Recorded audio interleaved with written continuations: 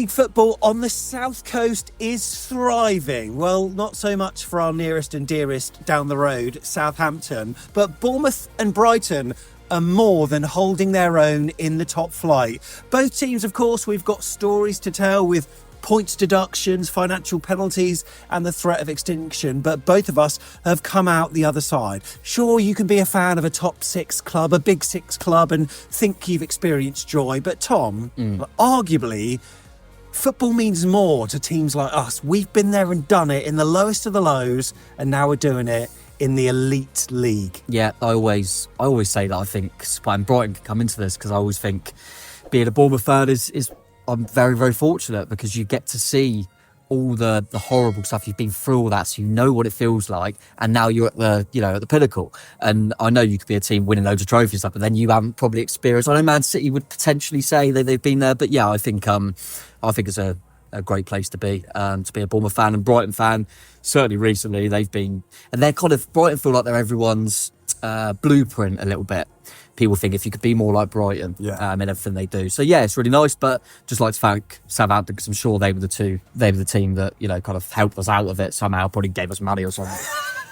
Well, on Saturday, Bournemouth and Brighton lock horns at Dean Court in a clash where both teams will be keen to win, as both teams really want to push further towards European football. This is the back of the net match preview. On this show, we've got the build-up. We've got a Simon Brodkin ticket giveaway, the usual QP perks, and all the facts and stats that you probably didn't want or need to know. But as ever, we'll start with a montage of the last game at home. And Tom, what was it? It was lovely, wasn't it? It was Unal scored, didn't he? Let's see. Get on.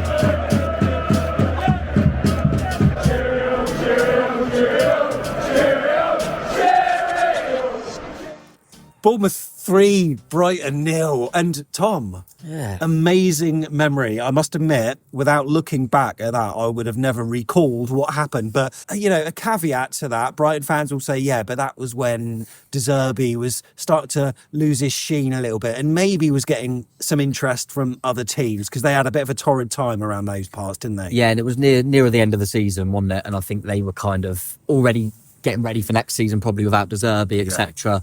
Whereas we were trying to finish it on a high after a difficult start with Hürzeler. So, it was probably a really nice time for us. But, we got the job done, played really well on the day. But, they weren't a Brighton side that I expect to see this weekend or we've seen before or since. So, it was a lovely win for us. It was good for us, Unal getting a goal and stuff. I remember it being quite a comfy afternoon, but don't expect that one again. He, of course, was wooed by Marseille in the end. He joined Brighton, of course, in September 2022, had 2 seasons at the club. First season, of course, European football, finishing 6th, 11th last season. But this season, a new manager, Fabian Hürzeler, or is it Fabian?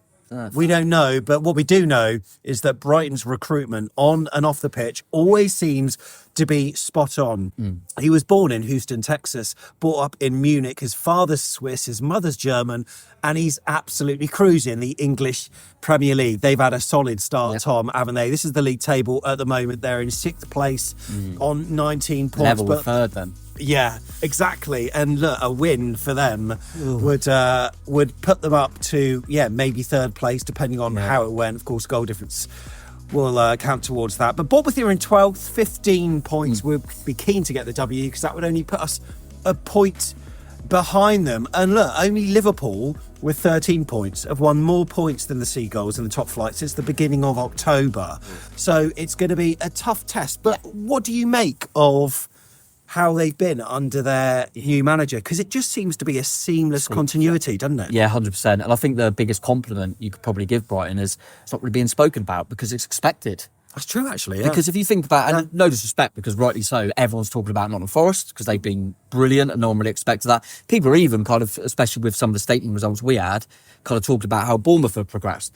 No one's really talking about Brighton because everyone's going, oh, Brighton are up there. It's a fair shout. And, you know, why are they up there? Because, you know, as you alluded to, all the recruitment side of things, whether it be staff or players, is just seamless, as you say. It's, impressive, but I'm not surprised at all. And I don't know, I'm going to pretend I know loads about German football, but I know he was very thought of there, took some Poole up, didn't he? And I know he was really liked over there. So, yeah, it didn't surprise me that they've looked like they've got it right again. And I mean, I'm sure we'll talk about different players and stuff, but I always think of how good Basuma was. And then they lost him. He went, oh. And then they got Saicedo. You thought, oh, how good's he? Oh, lose him. Balaba's now come in and everyone wants him. I mean, it's incredible how they just seem to keep doing that. And that is kind of a model it feels like we're trying to do a little bit. We spoke about it recently where, you know, at the moment, probably one of, if not the kind of our most prized asset is, say, Ilya Zabani at the back. We've already bought in Howson. It's like we're trying to do a similar thing. So, yeah, teams will do a lot worse than looking at Brighton. Brilliant blueprint. Off the pitch, on the pitch. The only thing I don't envy is the stadium. It's the equivalent of us having one in like Ringwood. And let's be fair, no one wants that. But look, Hürzeler's the youngest Premier League manager, 31. And their fans are obviously going to be jubilant. 31? I'm 2 years older. Absolutely crazy. But yeah, Cherries fans and Seagulls fans, we're both jubilant about our recent form. And especially having something in common, beating Manchester City at home 2-1. And you know what? Us fans are happy. The Seagulls are happy. You know who's probably not, Tom? Go on. Simon Brodkin. Oh, yeah. Manchester City fan, comedian, prankster, and the person behind Lee Nelson. Not in that order, I must add, but fuming doesn't even start to explain how he felt after those losses. And look, there's a reason that we're mentioning him, because we're giving away 2 tickets to his show at the Poole Lighthouse on Saturday night. If you're watching this on Thursday, he's also there tonight as well, and there may be a smattering of tickets available. But on Saturday, he's coming to Poole as well. And I met him a number of years ago when he came down and did the end of season glitzy award ceremony at the Bic. And so I gave him a little bit of insight into some Bournemouth players and gave him a little bit of ammo. And you've seen the script, haven't you? And he, oh my God, did he use it? He absolutely ripped into some of our favourites. Yeah, I think that Eddie Howe came up to him afterwards and said, like, where did you find out about all this stuff? And he was like, no, I just did my research. But yeah, we have kept in touch since then. And one thing I sort of get, right, after we play him, he usually leaves me to settle for a couple of days. I always get this little patronising text saying, you know what, you did really well. Yeah, unlucky.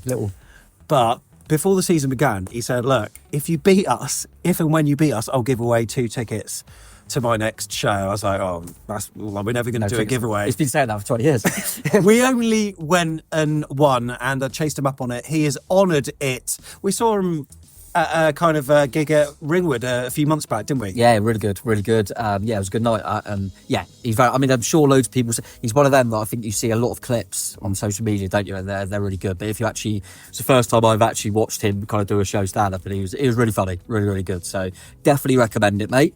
And really good of him to honour those 2 tickets as well. And if we do the double on him, he's got to do something else. Maybe like a VIP or something. Meet and greet. Yeah, 100%. In Screwed Up, Simon rips into celebrity culture, social media, the police, Putin, Prince Andrew, and God as well. Nothing is off limits in this critically acclaimed show. Talks about his own mental health, his family, his 5 arrests, and how he once found himself at an underground sex party. Are we talking about Tom Jordan? Exactly.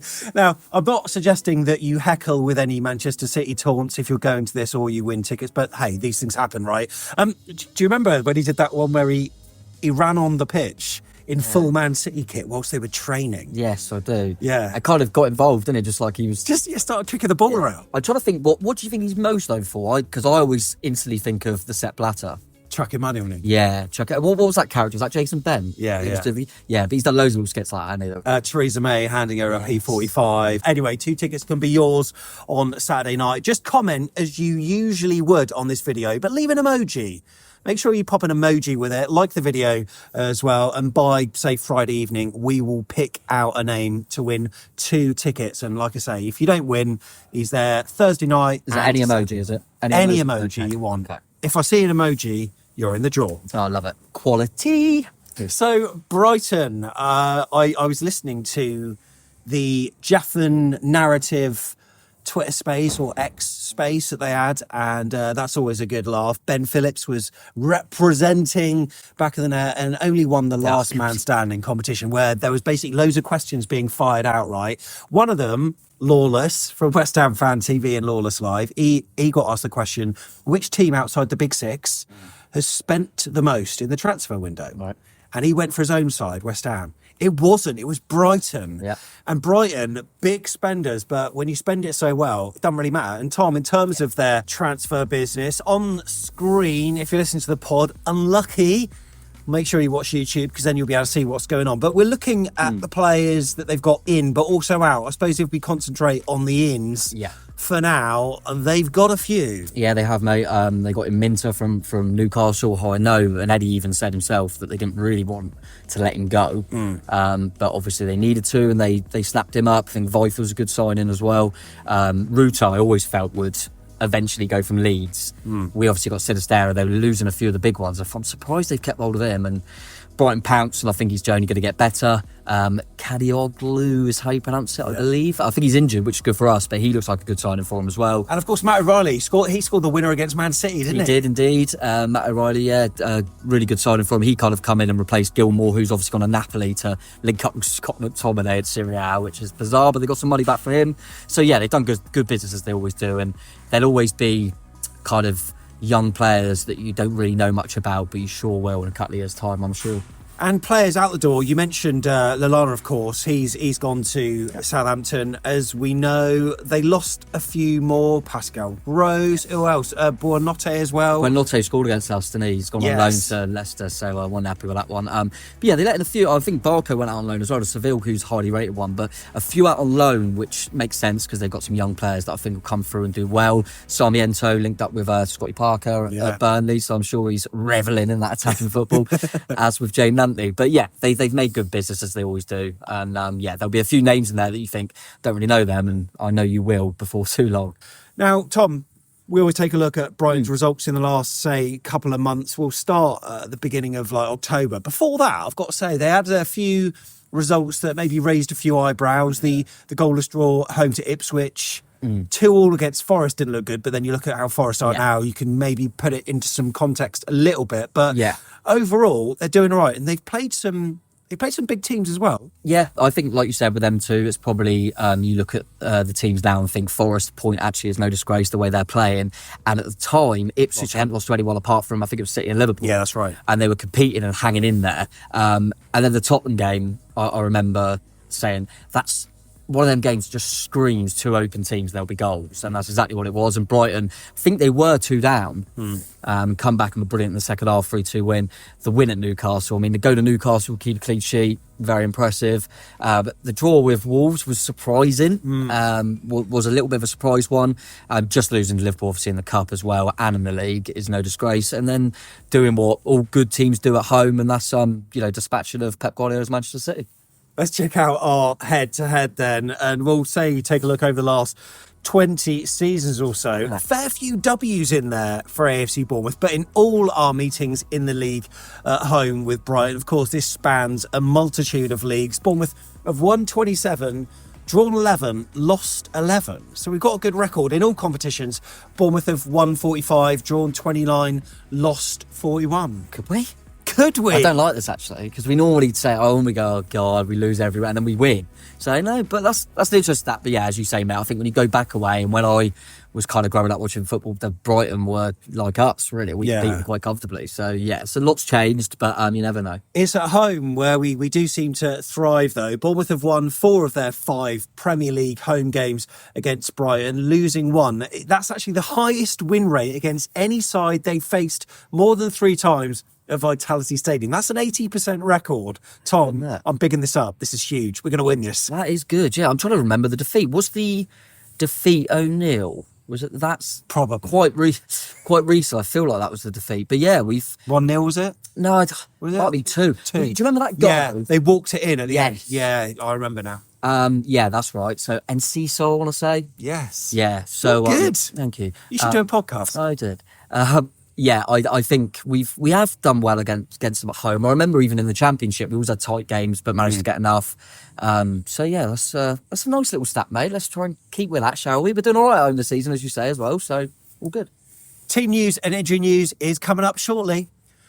If you're brand new here, you can do us a couple of favours by, doing something on the videos, right, Tom? Yeah, click the big like button. Looks like a thumb. Give that a click. Click the bell, and then you'll see when all the good stuff comes out. And most importantly, click the subscribe button. And yeah, there's always loads of stuff. I mean, we'll do fan reaction straight after the game, obviously. Then we'll dissect it in more detail come Monday. But in between that, you get the vlog, the big bad boy vlog, which is always good. That's always good. I'll do the player ratings on the Kofi exclusive, obviously. A Kofi? Yeah, if you just give us a little bit of your hard-earned cash, as little as £3 a month. All of this is so scripted, isn't it? This is so scripted. It's me like saying, Kofi, what's that about? You know what's coming. Yeah, absolutely. But yeah, if you do that, you'll get little insight. It helps channel. We put it all back into the channel, and I do a little player rating show, whack out some bloopers, and good little community on there. So yeah, give us a go. And yeah, like I say, we'll dissect it more on the Monday. So it keeps going for a long, long time. So make sure you subscribe, Brighton fans. As you can tell, we're at the QP, the home of AFC Bournemouth supporters, on a match day. And of course, Tom, as it's a home game, later in this show, we're going to be doing our usual giveaway of a roast dinner plus drink for 4 people. The last person successful with this was Mandy. Mandy, congratulations. Although, charitable heart, she gave it away to Gemma Burney and her family, who are going to be munching here on a Sunday very soon. So congratulations to you guys. But yeah, we have a bit where you can predict the score, but we're going to do it on our socials this time, just to avoid the confusion with the Simon Brodkin ticket giveaway. So what social platforms are there? There's X, formerly known as Twitter, Facebook. Yeah, Instagram. Blue Sky. Sorry. You Blue said this to me the other day. You said, I'm sorting out the Blue Sky account. What is he talking about?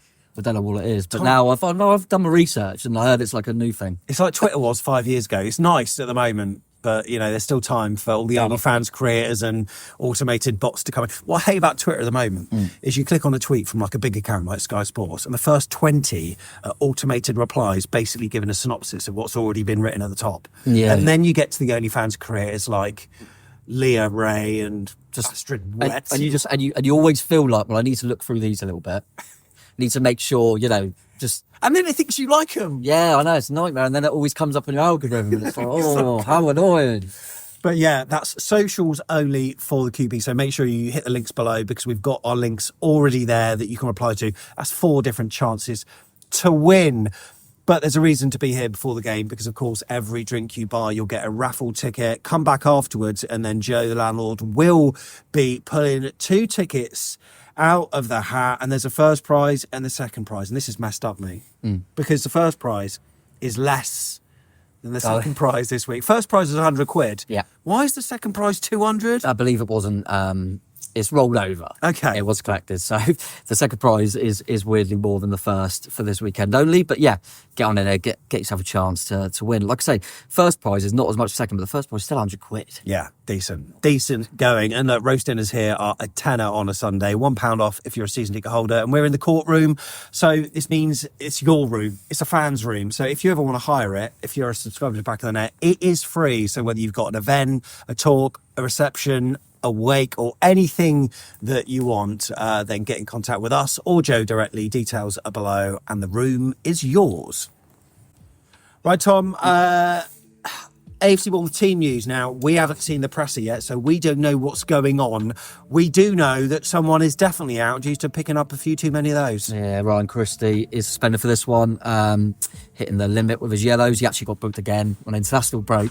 Yeah, by the way, he gets booked early. Yeah. He got booked after 6 minutes against Manchester City, I think. That's right, yeah. Well, it's that high aggressive kind of pressing that he does. I suppose if he gets one wrong, it's almost like they set a precedent on him a few times maybe. But yeah, so it's going to be a massive blow to lose him. I don't think people have really realised that as much. I think if someone like Semenyo was ruled out, I think people would talk about it more. But Christie's been one of our best players, so consistent. I think we're really going to miss him, but it's important now more than ever that Tyler Adams is available because Scott's obviously still out.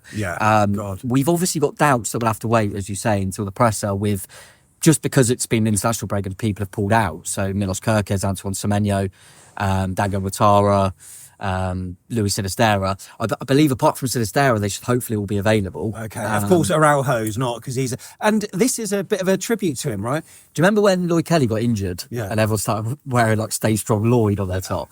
I mean, he's literally just injured. Julian, you'll be fine. But I thought it's an excuse to wear the Mexican top in it that I got.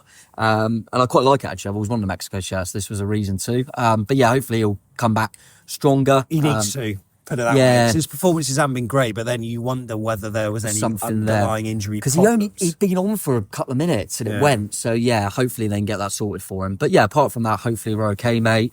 The ones from international, I think obviously Zabani as usual, played 2 full 90 minutes, but seems to have come through it well. Did you see the Ukrainian? Were you about to say this is so weird. Were you about to say that? We are like Siamese twins that have been weird. I know. But yes, that was brilliant. One of them singing the song. I think Bournemouth put it up, didn't they, on X? But yeah, that was a lovely touch. I think Housen played some good minutes for the under-21s of Spain. Kluivert got his first start. Yeah, brilliant. For the Netherlands. I think they were 1-0 up. He come off and they conceded 2 minutes later. So, say what you want about that. But yeah, we had Travers done as usual. He went away and sat on the bench again, bless him. But yeah, we had a few go out and they seem to have got through it pretty well. So Travers has sat on the bench in 2 games and seen 8 goals conceded. Yeah, that's true actually. There's a lesson for Andoni there. Now, in terms of Evan Nilsson, possibly one to watch. He scored in each of his last 3 Premier League appearances. He could be the second Bournemouth player to net in 4 straight outings in the top flight. After, who do you think? Oh, God, it's going to be one of 2. Oh, one of 3, actually. It's either Solanke, King or Wilson, yeah? Yeah. I'll go Callum. You're right. Callum Wilson in September 2019 netted 4 in a row. And look, by the way, you mentioned Kerkez. I think there's a lot of people talking about him. Yeah. He's rumours, Man United, Liverpool, all interested in him. It could be a bit of a squeaky bum time in January, maybe. Yeah, maybe. I do always think that you can normally get people to hang on to the end of the season, then you readdress it. I don't think people spend an awful lot of money in January, and these players will demand big fees. They're on good contracts. Kerkez, Zabani, Semenyo on good contracts at a good age as well. We don't need to sell, but I certainly think there's a few that we're well aware. We've just lost, obviously, Dom, Lloyd Kelly. We lost Lerman before that. We will lose players. And, it's the perfect team to be playing to be talking about this because Brighton do the same. And it's all about your recruitment after that and getting the right fee for him. Yeah. And I'm convinced we will. We did with Dom. Yeah. We got really good money for him. And as you just mentioned, we replaced him well at the moment, it seems like. So, yeah, I don't think Milos will be here that much longer. But the good thing I always say is with these sort of players and their age, they've got to keep performing to get that move. Yeah. Because Kirk is... People were talking about him potentially going last season. At the back end of the last season before this one, but he probably didn't put in enough performances for these clubs to make a bid. Yeah. So, and I think what's probably raised the profile a little bit is our statement win against Man City. Yeah. He was absolutely brilliant. Yeah. And rightly so, he's going to be linked. He's young. There's not a periphery of really top left backs at the moment. I look at teams like Man United, who Luke Shaw's always injured. I look at Liverpool. Andy Robertson's not getting any younger. Yeah. So it makes sense. And obviously, I think Liverpool are going to get linked with all of our players because of the British cheese factor. Yeah, of course, yeah. So, but yeah, it honestly doesn't bother me anymore, mate. We'll keep recruiting. Do you remember at the start of the season where Richie Cheese was getting pelters on social media for lack of transfer activity? Like, no one's mentioning his name now, are they? Football fans, are they fickle? And the only signing he made was when he bought Mamadashvili and sent him out on loan, and Chiesa ran the ball. But they don't care now because they're top of the league. Yeah, exactly. In terms of Kirkes, he's recorded more overlaps into the final third with 55 more than any other player in the Premier Nice to League have, this season. It's nice to have Bournemouth and overlap in the same sentence, I thought. Yeah, us, Fulham. Yeah, us and Fulham. Just don't say You'll it. never see us. And also, he has recorded the 5th most crosses from open play of any defender so far in the Premier League this season with 27. Brighton have got 9 players on the injury list, but some could be back for Saturday. You're seeing on YouTube a list of all of them, including Baleba, Lamptey, Adam Webster, of course, James Milner, Ferdy Kaggioglu, who else? Minter, Lewis Dunk, Hinchelwood, Solly March, of course. Some of them are expected to be back in contention, of course. Yeah, it's always a difficult one after international break because if they get taken out of their international squads if they've had a knock, and then you think, oh, does that mean they're injured? But then they've had extra time to get back. So yeah, kind of looked into it a little bit. I think some will be back, some won't, mate. So it's kind of similar with us. I think there's some, potentially that we think will be okay. Yeah. That have missed the international break, but then some like City who probably won't be. Yeah. Players to watch then for Brighton. I mean, there's quite a few. João Pedro, of course, scored in that game against Manchester City. He scored 3 goals and an assist in his last 4 league games, twice as a substitute. Of course, Danny Welbeck's one to look out for as well. Of course, Karim Matoma always seems to perform against us. And look, if we do lose, at least like making the star of the show, because the Japanese viewers, mate. Oh, done well last time, didn't it? It did do well, but we had to pull that vlog off because of a copyright thing. We did. So we uploaded it without the footage that we shouldn't have used and got about 1,000 views. The previous one before that did really well. But João Pedro he's been directly involved in 6 goals in his last 8 Premier League appearances. 4 goals, 2 assists. Because I feel like he kind of comes in and out because they've got so many options up there. So that's good stat. And I do remember we were talking weirdly about that season where we didn't quite go up when Watford and I want to say Norwich went up. So we were under Tyndall and Woodgate, and we look at our squad. Obviously, we had Solanke and Dan Juma, and I remember Watford had João Pedro. Yeah, they did. Yeah. He was electric, and I remember thinking he ain't going to be here much longer. And Brighton have done really well to snap him up, top player.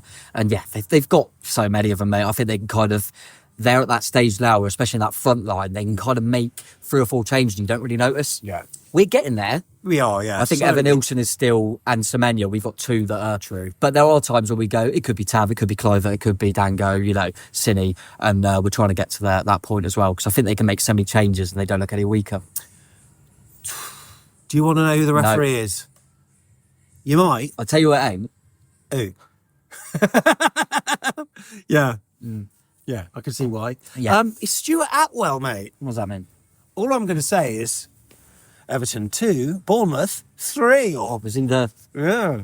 He was the ref in charge. Is that the only game we've had in this season? Yeah, there wasn't anything overly controversial that he did or didn't do in that game. No. From what I remember, there was a... No, I'd rather him have been the full official because it was whoever had it on time, wasn't it? Yeah. Really? But yeah, it's a good little omen, whatever. Can't be asked to talk about refs anymore. Played for both. We haven't done this in a while. Tom, how many shall I give you? I'm going to give you... Can you name 8? Oh, that sounds tough. Right, I'm going to give it a go. Okay. I try and do it in position as well because that's how we try and do it. So I can think of one goalkeeper, only one, there's probably been more, and that's David Button. There is another. Okay. I can't remember that. Alan Blaney. Oh, that knobhead. He was scum, wasn't he? He was rubbish. I know a few defenders straight away, right? Go on. Steve Cook. Yeah. Tommy Elphick. Yeah. Marcos Painter. Yes, well done. That's good. Brighton fans, let us know if he was any good because he was horrific. And the other one, Liam Ridgewell. Yeah. Yes. That's 5. He was on loan from Villa. Yeah, and he went to Portland Timbers. Yeah, that's right. Yeah. 3 more. Adam Lallana. Yeah. Easy one. Mentioned him. I'm going to go Glenn Murray. Yes. Going to go Sam Vokes. Oh, my God. That's impressive. Yeah. No, one more. I had another striker then. What have I forgot? Leon Best. Leon Best. Here is a list. So, David Button, of course, Steve Cook, Tommy Elphick, Glenn Murray. Wes Fogden. Wes Fogden's on it. Mark Morris, back in the 90s. Steve Cotterill, Warren Aspinall, Jimmy Case, Joe Bennett. Oh, yeah, Joe. Paul Wood, Krista Warren. I like as well. Can you name any more? Let us know. Put an emoji next to it as well. Right then, should we do the teams? Come on. It'd be Kepa in goal. I think he's shown. I mean, Travers come in, was exemplary, and Kepa comes straight back in. So I think he's laid his hand that he's my number one. Yeah. And I don't think one error is going to rule him out, to be honest. No. I think I wouldn't mind who's in goal. I back Kepa. I just think that it's one of the things you just feel like if a player was at a bad game, they'd probably be left out for. Yeah. But it is what it is. I think he knows Kepa's his number one. So I think he'll remain in goal. We don't have to think too much about right back anymore. No.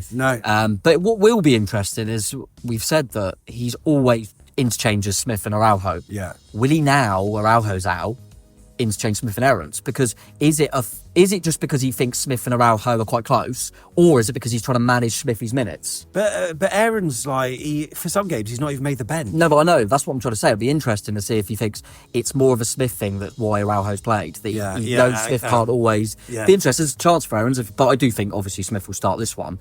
Zabani and Celesi continue as centre halves, and Milos Kerkez at left back. No Ryan Christie.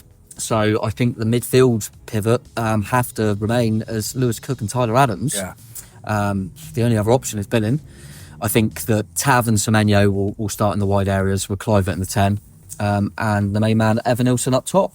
It's going to be quite interesting actually, because obviously in the last one you had Adams, Cook and Christie, which sort of felt quite solid, but I just hope there's Cook's naturally a bit more defensive, but even when he has pushed up, he done better. Will Clivert need to come a little bit deeper, because there might be a little bit of space created between the midfield and our attacking four? Who knows? But yeah, we don't know how fit Dango will potentially be. It's just because he's been out for a little bit. I'm thinking he might be left out, but he might look at it and go, actually it's better if I start Dango and then take him off. So that's an option as well. So we have still got options, mate, and there is always an option of putting another man up top, with Unal or someone in the 10, but so we still look strong enough. Probably just a little bit less ammo on the bench without Christie is a blow.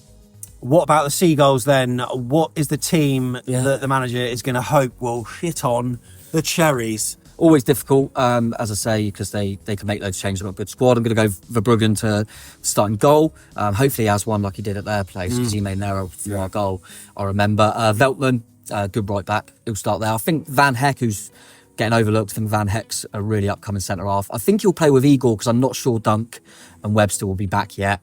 Estepinian at left back.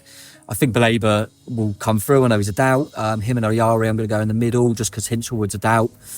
Adingra I've been really impressed with. I think he'll start on the right with Matoma on the left. And I'm actually going for Ruta in behind Danny Welbeck rather than João Pedro. But that's one of them ones, as I kind of mentioned earlier, they seem to be able to interchange all the time. But I'm going to go Ruta just behind Welbeck.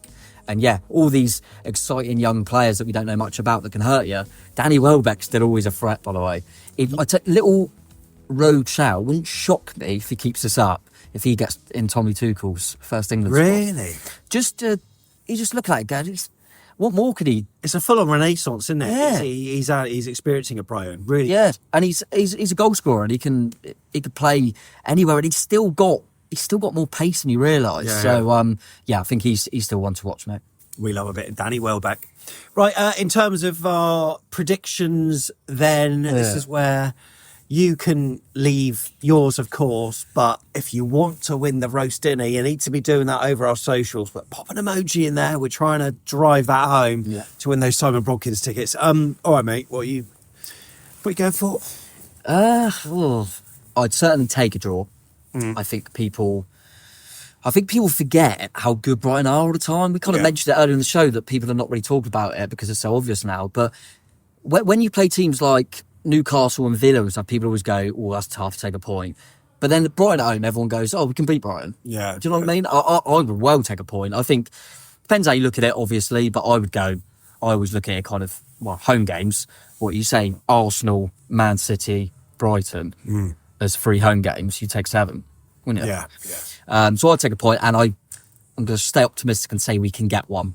I think it'll be a good game. I think it'll be an open game. I'm going to go 2-2 as the final score. So, and I'll be happy with that. And I'm going to go for Semenyo and Evan Nilsson again. What are you going for? I'm going for 1-0 Bournemouth. I think we'll get the win. You know what? What's weird is that both teams have got a very open style, but once every season you always have this game against 2 teams that are really open. You expect those goals, and then there's one team shade it. Yep. And I've got a feeling that could be us. I don't know why. I've got a feeling it's going to be, to the neutral, an undeserved Bournemouth win. Oh, I love that. That's what I feel. I don't know why, but if that happens, click this up. Yeah, I love that, mate. But yeah, like I say, that'd be amazing. But I do think we're capable of winning the game, of course, if we're on it. But I think it'd be a good point. I think if you look at it in kind of couple of batches, obviously we've got Brighton home and then Wolves away. 4 points I would take, and I feel we've got more chance of beating Wolves than we have Brighton. So I would take a point out of this one. But you never know with football, mate. I thought we'd have more chance of beating Leicester and Brentford than Arsenal and City. So what do you think we got more chance of? Beating Brighton or finding an away pub for Wolves? Beating Brighton. Yeah, beating Brighton. And listen, if we're honest, how many times do I give a little jab to Gary O'Neill? They're beating us next week. We all know they're going to beat us now, don't we? They're going to get clocked up. And they're going to be able to get level with San Marino on wins this year. Tasty. Right, so make sure you're at the QP. There's a mashup night in there on Wednesday coming up, so make sure you're down here for that. But grab your raffle ticket, come back afterwards, and maybe the first or second prize, probably the second prize, hopefully, will be yours. Tom, it's been a pleasure. Been a pleasure as always, mate. I needed that international break, I think, just to get back going again, get to watch some darts, watch England just smash it up, Carsley ball. We should have kept them. And yeah, that's all been good fun, mate. But now I'm ready. I'm ready for Iraola ball again. Can't so wait. am I. Looking forward to it. See you at Decor up the Ches. Quality.